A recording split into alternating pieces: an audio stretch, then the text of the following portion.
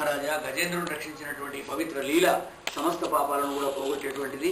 దాన్ని చెప్తాను. ఎందుకంటే రైవత మన్వంతర కథను విన్నావు. అలాగే మనువులలో 5వ వాడైనటువంటి రైవతుడు, వాణి యొక్క కథ, అలాగే బలివింధ్యుడు, ఇంకా విభవుడు అనేటువంటి వాడు, ఇంద్రుడు, కశ్యపు, అత్రి, భరద్వాజ అనేటువంటి వీళ్ళందరినీ కూడా ఆ సమయంలో హిరణ్యరోముడు, వేదశిరుడు, ఊర్ధ్వభావుడు మొదలైన సప్తఋషులంతా కూడా ఉండేవాళ్ళు. ఇప్పుడున్నటువంటి కశ్యప, అత్రి, భరద్వాజ, విశ్వామిత్ర, గౌతమ వీళ్ళు వేరు.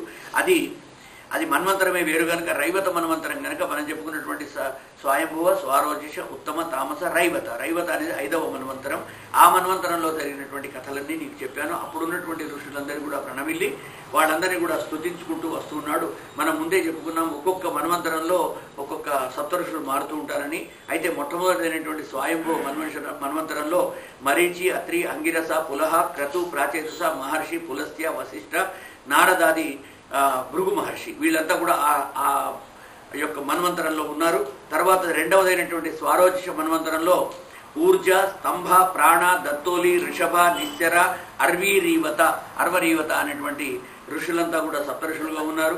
ఉత్తమ మన్వంతరంలో కౌకుండి, కురుండి, సప్తవ అనేవి లేదు. 7 ఉండొచ్చు, 8 మంది ఉండొచ్చు, 10 మంది ఉండొచ్చు, 5 కూడా ఉండొచ్చు. అలాగా ఆ మన్వంతరంలో ఉన్న ఋషుల పేర్లు చెప్తూ ఉన్నాడు. ఈ ఋషి ప్రోక్తం నామాలు వింటేనే మహాపాతక నాశనం. ఇన్ని మన్వంతరాల్లో ఉన్న ఋషుల పేర్లు చెప్తూ ఉన్నాడు. ఉత్తమ మన్వంతరంలో కౌకుండి, కురుండి, దాలయ, శంఖ, ప్రవహిత, మిత, సమ్మిత్ర అనేటువంటి వాళ్ళు ఉన్నారు. ఆ తర్వాత తామస మన్వంతరంలో జ్యోతిర్ధామ, పృథు, కావ్య, చైత్ర, అగ్ని, వాణక, పివర అనేటువంటి వాళ్ళు ఉన్నారు.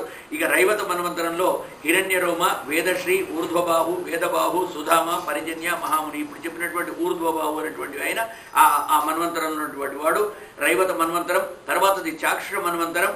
సుమేధ, విరాజ, హవిష్మంత, ఉత్తమ, మధు, అభినామన, సహిష్ణు అనేటువంటి వాడు ఆ మన్వంతరంలో ఉన్నారు. ఇక ఇప్పుడు నడుస్తున్నటువంటిది మనకు వైవస్వత మన్వంతరం 7వది కనుక దీంట్లో కశ్యప, అత్రి, భరద్వాజ, విశ్వామిత్ర, గౌతమ, జమదగ్ని, వశిష్ఠ అనేటువంటి 7 సప్తఋషులు ఉన్నారు అని చెప్పి చెప్తూ ఉంటారు. ఎక్కడ దొరికింది వాట్సాప్లో పెట్టుకున్నాం ఇలాగా. అయితే వీళ్ళందరి రాజన్ ఉదితమేతత్తే హరే కర్మాఘనాశనం. ప్రతి పనిలో మనం చేసేటువంటి దాంట్లో ఎక్కడైనా అఘం ఉంటే, పాపం ఉంటే దాన్ని నాశనం చేసేటువంటి కథలు చెప్తాను. ఇంకా సప్తఋషుల పేర్లన్నీ కూడా మీరు విన్నారు. హవిష్మద్ వీరకారయ, మహావిష్ణువు ఆ సమయంలో వైరాజనుడి యొక్క పేరుతో ఉన్నాడు. ఈయన ఈ ప్రహ్లాదుడు రాజ్యం చేస్తూ ఉన్నప్పుడు ఈ రావణ సంహారం, రాక్షస సంహారం కూడా జరిగింది కనుక దేవదానవుల యుద్ధం కూడా సంప్రాప్తించింది. అది సంప్రాప్తించి ఇంద్రుడి యొక్క సింహాసనాన్ని ఇంద్రుడు తన సింహాసనాన్ని కోల్పోయినాడు. ఇది కోల్పోవడానికి కారణం ఏమిటి అని చెప్పేసి పరీక్షిత్ మహారాజు అడగడం. అప్పుడు శుకబ్రహ్మ చెప్తూ ఉన్నాడు, ఒక్కసారి దూర్వాస మహర్షి వైకుంఠానికి వెళ్ళినప్పుడు ఏం చేస్తారు? నైవేద్యమా మీ ఇష్టం.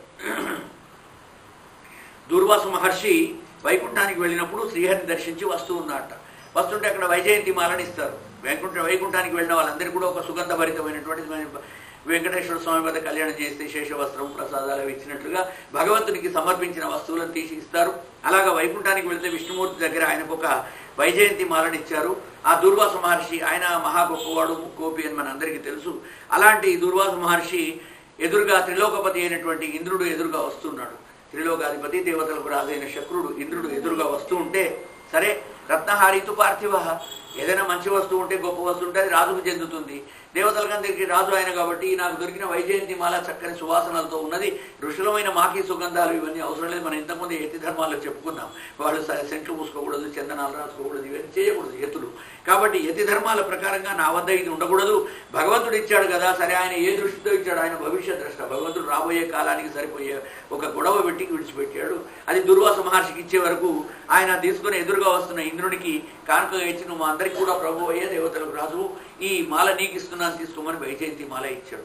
ఇస్తే ఇంద్రుడికి ఎంతటి అహంకారం, క్రోధం, గర్వం ఉంటుందంటే, ఈ ఒక ఋషి తను మెడలో వేసుకున్న మాలను తీసి నాకు వేసుకోమని ఇస్తాడా అని చెప్పేసి అహంకారంతో ఆ మాలను ఏనుగు వైపు విసురుతాడు. ఆ ఏనుగు దాన్ని కాళ్ళ కింద వేసుకొని ఇష్టం వచ్చినట్టు పచ్చ తొక్కుతుంది. అదంతా జరిగేసరికి దాన్ని తొండంతో తీసుకొని అది కింద పడేసి కాళ్ళతో తొక్కివేస్తుంది. దాంతో దుర్వాసుడు క్రుద్ధుడై, నువ్వు నీ సింహాసనాన్ని కోల్పోతావు పొమ్మని విషయం. ఎక్కడైనా సరే బ్రాహ్మణ శాపానికి ఇంత శక్తి ఉంటుంది అని చెప్పి ప్రతిసారి చెబుతూ వస్తున్నాడు. ఈ విధంగా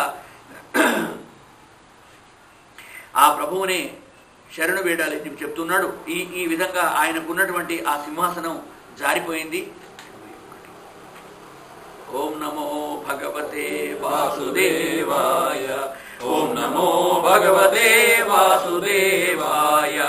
ఓం నమో భగవతే వాసుదేవాయ. ఓం నమో భగవతే వాసుదేవాయ.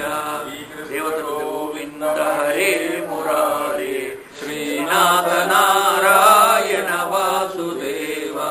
శ్రీకృష్ణ గోవింద హరే మురారే శ్రీనాథ నారాయణ వాసుదేవ. భగవానికి జై. దేవతానంతరకు భయంకరంగా దేవతలకు రాక్షసులకు యుద్ధం ప్రారంభమైంది. ఎలాగైతే బ్రాహ్మణ శాపం తగిలింది, ఇంద్రుడు తన ఆసనాన్ని కోల్పోయినాడు, రాక్షసులంతా వచ్చి అక్కడ చేరుకున్నారు. వాళ్ళందరూ కూడా ఈయన చేతిలో ఉన్న రాజ్య లక్ష్మిని స్వీకరించేసి ఇష్టం వచ్చినట్టు పరిపాలిస్తూ ఉన్నారు. దేవతలంతా కూడా గడగడలాడిపోయినారు. ఇది ఎక్కడి గొడవండి, దేవతలకు దానవులకు యుద్ధం సంప్రాప్తిస్తున్నది. మెల్లమెల్లగా మనం ఏం చేద్దాం అనే వరకు ఇక ఆకాశం, దిక్కులు, భూమి ఏది కూడా కనిపించకుండా సూర్యకాంతితో మిరుమిట్లు గొల్పుతోంది. సహస్రార్క ఉదయ ద్యుతి తేషాం ఆవిర్భూత్ రాజన్ ఏవం సుత సురగణైర్ భగవాన్ హరిరీశ్వర. భగవంతుడు హరి ఈశ్వరుడు ఆవిర్భావం చెందాడు. ఎలా భగవంతుడు అక్కడ ప్రత్యక్షమైనాడు, విష్ణుమూర్తి ఏం చేశాడు ఆ క్షీరసాగర మదనంలో, అవన్నీ విషయాలు ఆయన పరీక్షిత్ మహారాజు అడుగుతూ ఉంటే శుకబ్రహ్మ చెప్తూ ఉన్నాడు. బ్రహ్మ ఉవాచ అజాత జన్మ స్థితి సంయమాయ గుణాయ నిర్వాణ సుఖార్ణవాయ. అయ్యా, నీ యొక్క దివ్యమైనటువంటి చిన్మయ స్వరూపమే మా కనులయందు ఆడుతూ ఉన్నదయ్యా విష్ణుమూర్తి. ఇప్పుడు అక్కడ దేవలోకంలో మొత్తం ఇంద్రుణ్ణి కిందికి పడదోసి ఆయన రాజ్యాన్నంతా కూడా వాళ్ళు స్వీకరించి ఉన్నారు. ఇలాంటి దేవదానవ సంగ్రామం జరుగుతున్న సందర్భంలో మీరు మమ్మల్ని వచ్చి రక్షించాలి అని చెప్పేసి దేవతలంతా వెళ్ళి ఆయన అడిగారు. యథాగ్నిమేధస్య మృతంచ కోషు. అయ్యా, మనుషులు పెక్కు ఉపాయాల ద్వారా ఎన్నో కష్టాలు పడుతూ ఉంటారు. కర్రల నుండి అగ్నిని, గోవు నుండి అమృతతుల్యమైనటువంటి పాలను, పృథ్వీ నుండి అన్నాన్ని, జలం నుండి వ్యాపారం ద్వారా జీవనోపాధిని, అలాగే వివేకులు పరిశుద్ధ అంతఃకరణతో భక్తియోగ జ్ఞానయోగాల ద్వారా కర్మయోగులు నిష్కామ యోగాన్ని కూడా అవలంబిస్తూ ఉంటారు. వాళ్ళంతా కూడా తమ తమ అనుభూతిని అనుసరించి నిన్ను వర్ణిస్తూ ఉంటారు. అలా నిన్ను నేను వర్ణించలేకపోతున్నందుకు క్షమించమంటూ బ్రహ్మదేవుడు విష్ణుమూర్తిని స్మరిస్తూ బ్రహ్మగారు అంటున్నటువంటి స్తోత్రం ఇది. అలా స్తోత్రం చేసేశాడు. ఎందుకంటే దేవతలందరూ వచ్చి ఆయన అడిగారు, అయ్యా, ఇప్పుడు మన దేవతలకు రాజ్యం లేకుండా పోతే మన రాక్షసులంతా పరిపాలిస్తుంటే మన గతి ఏమిటి? కాబట్టి మన సింహాసనం మళ్ళీ మనం ఇంద్రుల వారికి దక్కించాలంటే ఏం చేద్దాం అంటే, ఆ రాక్షస సంహారం జరగాలి. అది జరగాలంటే మనం వాళ్ళందరూ కూడా యుద్ధంలో శత్రువులంతా కూడా అంటే దేవతలంతా కూడా చనిపోతున్నారు. రాక్షసులంతా కూడా చనిపోయిన వాళ్ళందరూ కూడా మళ్ళీ మళ్ళీ బతుకుతూ ఉన్నారు. అలా బ్రతకడానికి కారణం ఏంటంటే వాళ్ళ దగ్గర మృత సంజీవిని విద్య అనేటువంటిది ఒక విద్య ఉన్నది. ఆ శుక్రాచార్యుల వారు వాళ్ళందరినీ కూడా బ్రతికిస్తున్నారు. మరి మనం కూడా అలాగే మళ్ళీ మళ్ళీ బ్రతకాలంటే ఏం చేయాలి అని చెప్పేసి వాళ్ళు చాలా ఉపాయాలు ఆలోచించారు. సరే, ఏమి లేదండి, విష్ణుమూర్తి దగ్గరికి పోయి అడుగుదామని చెప్పి అనుకొని అందరూ విష్ణుమూర్తి వద్దకు పోయినారు. వాళ్ళలో బ్రహ్మగారు వాళ్ళందరినీ కూడా తీసుకొని వెళ్ళాడు. ఏవం అభిరీడితస్తద్విజ్ఞాయ తేషాం హృదయం తథైవ జగాద జీమూతగభీరయా గిరా బద్ధాంజలీన్ సమృత సర్వకారకాన్. ఈ జగత్తుకు, సమస్త జగత్తుకు స్వామి అయినటువంటి ఆ భగవంతుడిని మనసారా ప్రార్థిస్తూ ఆ దేవతలందరూ కూడా 33 కోట్ల మంది అక్కడికి వెళ్ళిపోయి ఆ విష్ణుమూర్తి ఇంటి ముందర నిల్చొని బ్రహ్మగారి సారథ్యంలో అందరూ కూడా విష్ణుమూర్తిని స్తుతిస్తూ ఉన్నారట. హే భగవన్న, మీరు ఏక ఏవేశ్వరస్తస్మిన్ సురకార్యే సురేశ్వర. ఏదైనా పని సిద్ధించాలంటే భగవత్ శక్తి లేకుండా ఈశ్వరేచ్ఛ బలీయసి. ఈశ్వరుని ఇచ్చ గొప్పది, మన ఇచ్చ గొప్పది కాదు. మనం ఇప్పుడే మనం అయిపోతుందా, ఇవాళ సాయంత్రం అవుతుంది, రేపు అవుతుంది, ఎల్లుండి అవుతుంది, మన కోరికల్లో మనం ఆలోచనలో ఉంటాం. కానీ భగవంతునికి ఇచ్చ లేకపోతే అది క్షణాల్లో ఇదైపోతుంది. అందుకని భగవద్ ఇచ్చను మనం అందరం కూడా ఆరాధించాలి. అయ్యా విష్ణుమూర్తి, హే భగవన్, విరుక్తాకామస్థానాః సముద్రోన్మథనాదివి. కాబట్టి సమస్త దేవతలకు, జగత్తుకు స్వామి అయిన భగవంతుడు తాను ఒక్కడే సకల కార్యాలు సాధిస్తాడు. కాబట్టి విష్ణుమూర్తి అనుమతితోటి మనం అమృతమథనం చేద్దాం. సముద్రంలో అమృతపు కుండ ఉన్నది, అది బయటకు రావాలంటే దాన్ని మనం చిలకాలి. అది రావడం కోసం మనం ఏం చేద్దాం, అందరం కూడా వెళ్ళేసి విష్ణుమూర్తిని ప్రార్థిద్దాం అంటే భగవంతుడు అంటున్నాడు, ఓ బ్రహ్మాది దేవతలారా, హంత బ్రహ్మన్నహో శంభో హే దేవా మమ భాషితం. ఓ బ్రహ్మాది శివాది దేవతలారా, బ్రహ్మగారు, శివుడు గారు, మీరంతా వినండి. శృణుతా వహితా సర్వే శ్రేయోవత్స స్యాద్ యథా అసురాహ. ఏ విధంగా అయితే మన దేవతలకు అందరికీ మంచి జరిగి అసురులకు కీడు కలుగుతుందో అలాంటి ఉపాయం ఒకటి ఉన్నదయ్యా. అదేమీ లేదు, అమృతంలోకి వెళ్ళి మనం ఆ అమృతాన్ని వాళ్ళ దగ్గర నుంచి మనం సాధించాలి. ఆ సముద్రం నుంచి అమృతాన్ని సాధించాలి. అది చేయాలంటే ఏం చేయాలి అంటే మనం రాక్షసులతో చేయగలపాలి. మనం ఒక్కళ్ళం వెళ్ళి చేసామంటే పని కాదయ్యా, రాక్షసులతో చేయగలపాలి. అంటే రాక్షసులతో చేయగలపడం ఎక్కడైనా సాధ్యమా? నువ్వు నేను అమీ తుమి అని చెప్పి గొడవకు దిగుతున్నారు, వాళ్ళు వస్తున్నారు, రేపు ఎల్లుండో భయంకరమైనటువంటి యుద్ధ జ్వాలలు మొదలయ్యేటట్టున్నది. ఇప్పుడు వెళ్ళి వాళ్ళతో మనం ఎలా అడుగుతామంటే లేదయ్యా ఒక్క చేతితో చప్పట్లు వేగవు, కాబట్టి మీరొక్కళ్ళు దేవతలు వెళ్ళి సముద్ర మథనం చేస్తామంటే మీతో అయ్యే పని కాదది. దీనికి తప్పకుండా రాక్షస శక్తి కూడా ఉండాలి, ఒక్కొక్కసారి బలవంతమైనది కూడా ఉండాలి. క్షత్రియ బలం కూడా బలమే, బ్రాహ్మణ బలం బలమే, శూద్ర బలం బలమే, వైశ్య బలం కూడా బలమే. 4 రకాల బలాలు కూడితేనే భగవంతుడు మన సృష్టికి మనం న్యాయం చేసిన వాళ్ళం అవుతాం. కాబట్టి రాక్షసులను కూడా కలుపుకోండి. ఓ దేవతలారా, ఏదైనా ఒక గొప్ప కార్యం సాధించాలంటే కాళేనానుగృహీతైస్తైస్తై యావద్వో భవ ఆత్మనః అరయోపి సంధేయా సతి కార్యార్థ గౌరవే. కార్యార్థ గౌరవం సాధించాలంటే, మీరు అనుకున్న పని మీరు సాధించుకోవాలంటే అరయోపి, అరయ అంటే శత్రువులు కూడా మీకు సహాయం చేస్తారు. వాడెందుకు నాకు, వాడు లేకుండా నేను చేసుకుంటానని ముందరికి పోతే కష్టపడతాం. ఒక్కొక్కసారి మనకు కష్టకాలం వచ్చినప్పుడు బండ కింద చెయ్యి ఉన్నప్పుడు జాగ్రత్తగా తీసుకోవాలి, లేకపోతే మన చెయ్యే తెగిపోతుంది. అందుకని రాయిని జాగ్రత్తగా లేపి మన చెయ్యి లాక్కోవాలి తప్ప బలంగా వాటి గుంచితే దాని కింద ఉన్న చెయ్యి తెగిపోతుంది, బండ కింద ఉన్న చెయ్యి వంటిది అని చెప్పి చెప్తూ ఉన్నాడు. హంత బ్రహ్మన్న హోషంభో దేవామమ భాషితం.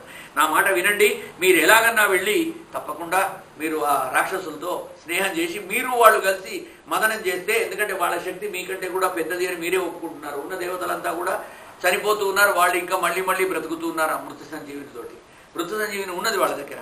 కాబట్టి మనం కూడా మళ్ళీ బ్రతకాలంటే అమృతం తాగాలి. అమృతం తాగితే మృతం ఉండదు. అంటే చావు దేనితోడైతే చావు రాదో దాన్ని అమృతం అంటారు, అమృతం. కాబట్టి అది మనకు కావాలంటే మనం వాళ్ళతో చేయగలపాలి అంటే బ్రహ్మగారు వాళ్ళంతా అడుగుతున్నారట. ఇది ఎలా సాధ్యం అండి? శత్రువుతోటి భక్షభక్షక జ్ఞానం ఉంటుంది కదా, ఒకడు తినేవాడు, ఒకడు తినేవలసిన వస్తువు. భక్ష్యము భక్షకము, ఆ రెండు స్నేహం ఎలా చేస్తాయి? ఇప్పుడు కప్ప ఏ సర్పంతో వెళ్ళి స్నేహం చేయగలుగుతుందా? అది ఏదో సందర్భంలో దానికి కొట్టుకుని మిగిలిపారేస్తుంది. భక్ష్యం అంటే తినే వస్తువు, బూరి అనుకోండి, లడ్డు అనుకోండి, లేకపోతే పూర్ణాలు అనుకోండి. భక్షకుడు అంటే తినేటువంటి వాడు. ఈ తినేటువంటి వాడు ఆ పూర్ణాన్ని చేతిలోకి తీసుకొని, ఈ పుణుకు మంచిగా ఉన్నది, చాలా అందంగా ఉన్నది, దీన్ని నేను ప్రేమిస్తున్నా, ఇది చాలా మంచిది, ఇది నైవేద్యం పెట్టింది అని అలా పెడితే చీమలు ఈగలు వచ్చి తింటాయి. కాబట్టి భక్షకుల మధ్యలో స్నేహం అనేటువంటిది ఉండదు, ద్వేషం అనేటువంటిది ఉండదు. అవసరం వస్తే శత్రువు కాళ్ళు కూడా పట్టుకోవాలి అని చెప్పి విష్ణుమూర్తి చెప్తున్నాడు. అలా సాధ్యమనండి, ఎక్కడన్నా జరిగిందా అని మళ్ళీ శంకరుడు బ్రహ్మగారు అడిగితే విష్ణుమూర్తి చెప్తున్నాడు, అలా ఎందుకు జరగలేదు, ఎన్నో ఉన్నాయి, మీకు ఒక లౌకిక కథ చెప్తాను వినండి అని లోకంలో జరుగుతున్న ఒక కథను విష్ణుమూర్తి చెప్తూ ఉన్నాడు. ఏమని? అహిమూషకవద్దేవాఖ్యర్థస్య పదవీం గతై. అహిమూషకం, మూషకం అంటే ఎలుక, అహి అంటే పాము. పాముకు ఎలుక కూడా ఒక్కొక్కసారి స్నేహం చేసుకోవాల్సి వస్తుంది ఓళ్ళనోళ్ళు రక్షించుకోవడం కోసం.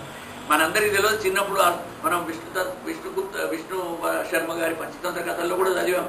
ఒక ఎలుక వచ్చేసి బోన్లో చిక్కుకున్నటువంటి సింహాన్ని రక్షిస్తుంది.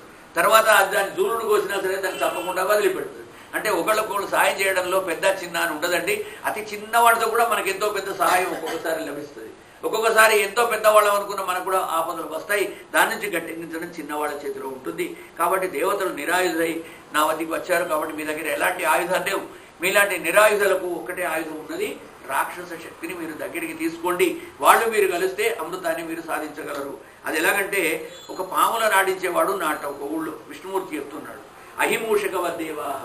అహి అంటే పాము. ఒక పాములను ఆడించేవాడు బుట్టలో పాములన్నిటి కూడా బంధించి పెట్టాడు. పాములు సర్ప పిబంతి పవనం నచ దుర్బలాస్తే. పాములు ఎప్పుడు కూడా గాలి తింటాయి, అవి దుర్బలంగా ఉండవు. ప్రతిరోజు వాటికి ఎవరు కూడా ఎలుకలను కోడిగుడ్లను తెచ్చిపెట్టరు. అవి ప్రతిరోజు ఏమి తినకుండా కూడా ఎన్నో రోజులు సంవత్సరాల పాటు వాటి యొక్క పెట్టెలో బుట్టలో ఉన్నా సరే వాటికి ఆకలి వేయదు. ఎందుకంటే అవి పొట్టనంతా కూడా, ఒకసారి మన చిన్నపిల్లలు ఏడుస్తుంటే పొట్ట పెంచుకుంటున్నాడు అని అంటారు చూసారా, అవి ఆ పెంచుకోవడం పాము చేస్తుంది. గట్టిగా గాలి పీల్చేసి దాన్ని కుంభకం రేచకం పూరకం అని చెప్పి మనకు యోగాలు కూడా చెప్తారు. ఆ పూరకం రేచకం కుంభకం కనుక వేస్తే గాలిని బాగా పీల్చి అలాగా బిర్రున పట్టేసి ఎంతోసేపు ఉంచుకొని అలా వదిలేస్తుంది. అప్పుడు దానికి మళ్ళీ అన్నం తిన్నంత ఫీలింగ్ వచ్చేస్తుంది, దానికి శక్తి వస్తుంది. సర్ప పిబంతి పవనం. ఆ పాములు గాలిని మాత్రమే మింగి ఎన్నాళ్ళో ఆహారం లేకుండా బ్రతుకుతూ ఉంటాయి. వాటికన్నిటి మహాబలవంతులుగా ఉంటాయి. మళ్ళీ పాము యొక్క బలమే తక్కువగా ఉండదు. అలాంటి పాములు ఆడించేవాడు అన్ని పాములను దొరకబట్టి బుట్టల్లో పెట్టి ఇంట్లో పెట్టి వాటిని తీసుకుపోయి ఆడించేసి వాడు పైసలు సంపాదించుకుంటున్నాడు. పాము ఒక సపేరా, ఓ పాములను ఆడించేవాడు. ఓ రోజు ఒక ఎలుకకు బాగా ఆకలి వేసింది. ఎంతో ఆకలి అయ్యి ఏం తిందామంటే కూడా దొరకక, అరే ఇక్కడ పెద్ద పెద్ద పెట్టెలనే వీటింటే జిలేబీలు లడ్డూలు ఉంటాయి, ఇవి తిందామని చెప్పేసి ఆ పాము ఉన్న పెద్ద సర్పం, విష సర్పం ఉన్నటువంటి ఆ పెట్టెకు, ఆ బుట్టకి అది ఒక రంధ్రం చేసి లోపలికి దూరిందట. లోపలికి దూరేసరికి అందులో పెద్ద భయంకరమైన సర్పం ఉన్నది. అది చూసింది. ఇది చిన్న కన్నం చేసుకొని లోపలికి వచ్చింది. అంటే ఎలుక పట్టేంత కన్నం చేసుకునే లోపలికి వచ్చింది. ఇప్పుడు నేను ఈ కన్నంలోంచి బయటకు పోలేను. ఇప్పుడు నేనేం చేయాలి? శత్రువుతో స్నేహం చేయాలి. అందుకని ఆ ఎలుకతోటి పాము అంటున్నారా, వస్తే ఎలుక నువ్వు ఎందుకే అంత గజగజ వణుకుతున్నావు అంటే, మీ లోపలికి వచ్చేసారి మీ ఆ భవనంలోకి నువ్వు నన్ను చంపి తినిపారేస్తావు, నా ఆయుష్ అయిపోయిందని చెప్పి నేను పడుకుతున్నా అంటే, నీకేం భయం లేదు, నిన్ను నేనేం చేయను, ఈ కన్నాన్ని పెద్దగా చేయను, నేను కూడా బయటకు వస్తా, బయటకు వచ్చాక మన ఇద్దరం మస్తు ఆహారం సాధించుకుందాం, శత్రువులం అయితే ఒకళ్ళకి సాయం చేసుకోవద్దా అన్నదట పాము. అనగానే అగో విశ్వాసో నైవ కర్తవ్యో మధురాసు ఖలోక్తిషు, ఎప్పుడు కూడా మధురంగా చాలా తీయగా మాట్లాడుతున్నారని చెప్పేసి దుష్టుల మాటలపైన విశ్వాసాన్ని మనం పెంచుకోకూడదు. వాడేదో వాడి అవసరం కోసం వచ్చి మనతో తీయగా మాట్లాడతాడు, వాడేదో ఇవాళ తీయగా మాట్లాడుతున్నాడని చెప్పేసి మాట్లాడితే విషకుంభం పయోముఖం, కడుపులో అంతా కూడా విషం పెట్టుకొని, పెదవుల మాత్రం నవనీతం వెన్న పెట్టుకొని తీయగా మాట్లాడుతూ ఉంటారు. పయోముఖం పైన మాత్రం మీగడ కనిపిస్తూ ఉంటుంది, అది ఉన్నది కదా నా కుండలు లేపి తాగేవాడే లోపల విషం అంతా కూడా కడుపులోకి పోతుంది. కాబట్టి కడుపులో విషం ఉండి పైకి తీయగా మాట్లాడే వాళ్ళపైన మనం చాలా జాగ్రత్తగా ఉండాలి. మనం అలా కాదు, ఏ ఎలుక నువ్వు నా కనుక ఈ కన్నాన్ని కాస్త పెద్దగా వేసావంటే నేను కూడా బయటకు వస్తాను అంటే, సరే నన్ను ఇప్పుడు కలవడంగా చంపి తినేదైతే ముందే చంపేది కదా, చంపలేదు కాబట్టి ఇది పాపం నాకు మిత్రమే దోస్తే అనుకున్నది పాపం. అది అనుకొని ఆ పిచ్చి ఎలుక ఆ కన్నాన్ని పెద్దగా వేసింది. ఆ పెద్దగా ఉండిన వెంటనే పాము చూసుకున్నది, ఇందులో వచ్చి నీకు నేను బయటకు వెళ్ళగలను అని ఆయన ఎలుకను పట్టుకొని కుట్టుకున్న మింగేసింది. దానికి పాపం పుణ్యం ఇవన్నీ ఏమి ఉండవు, ఎందుకంటే క్షుద్ర జంతువులు, వాటికి మంచి చెడు పాపం పుణ్యం ఇవన్నీ ఆలోచిస్తే మనలాంటి వాళ్ళకి కష్టాలు వస్తాయి, దానికి అవన్నీ ఏముండవు. ఆకలి అయితే అన్నం తినడం. మీరు చూసారా, కొన్ని మతాల్లో కొన్ని జాతుల వాడు పక్కింటి వాడిని జామకాయ కూసుకొని తింటాడు. మన ఇళ్లలో అలా చేస్తే మనం పక్కింటి వాళ్ళతో కూడా పెట్టుకుంటాం. మీ పిల్లాడు వచ్చి మా జామ చెట్టుకి కాయలు కోసుకున్నాడు ఎందుకమ్మా అనగానే వాడి అమ్మ నాలుగు జరుస్తుంది, ఎందుకు పోయినావు. ఇతరులను చూడండి, వాడు వస్తాడు బాధతో కోసుకొని తింటాడు, ఏమన్నా అంటే వాళ్ళ అమ్మ నాయన కూడా వచ్చేసి ఆకలైతే ఒకటి కోసుకొని తిన్నాడు, ఏమన్నది మీకు జామ చెట్టు ఏమైనా అరిగిపోయిందా, రేపు మళ్ళీ కాయదా అని చెప్పి మన వీరికి యుద్ధానికి వస్తాడు. కాబట్టి కొంతమంది తామస ప్రవృత్తులు ఉంటారు, వాళ్ళతో మనం గొడవ పెట్టుకోలేము అని చెప్పేసి, అందుకని మనం వాడు తినకుండా ఉండాలని చెట్టునే కొట్టి పారేసినాడు ఉన్నాడు. ఎంతమంది, ఒక ఆయన వరకు మాకు తెలిసిన ఆయన 2 భార్యలను చేసుకున్నాడు. గవర్నమెంట్ ఆయన పెద్ద పెళ్ళాంకు పెన్షన్ ఇవ్వనగానే సగం ఇచ్చాట. రెండో పెళ్ళాం కోర్టుకు పోగానే ఆయన ఈమె కూడా అందులో ఉన్న దాంట్లో సగం ఇవ్వంటే, నేను పావుల కోసం భారణ ఎందుకు ఇద్దరికి ఇవ్వాలి అని చెప్పేసి ఆయన ఒకరికి నాకు అదే వస్తుందని చెప్పినారు. ఇలా చేసిన వాళ్ళు కూడా ఉంటారు. కాబట్టి సమూల ఛేదనం అంటారు. ఆ జామ చెట్టుని కొట్టి పారేస్తే వాడితో మనకు గుల్లలే ఉండదు. కాబట్టి ఇవన్నీ కూడా మనం మన ఊర్లో పుట్టినందుకు ఎన్నో విషయాలు నేర్చుకుంటూ ఉంటాం. ఎలాగ స్వార్థంతో బతకాలి, ఎలా నిస్వార్థంగా బతకాలి, అన్నీ మనకు ఒక పెద్ద ఎన్సైక్లోపీడియా మంతెన్న అవన్నీ నేర్పుతూ ఉంటుంది. మంచివాళ్ళు, చెడ్డవాళ్ళు, పిచ్చివాళ్ళు, మహాజ్ఞానులు, ఉత్తములు అందరూ కూడా మనకు కనిపిస్తూ ఉంటారు, మహర్షులు కూడా. శ్రీకృష్ణ గోవింద హరే మురారే శ్రీనాథ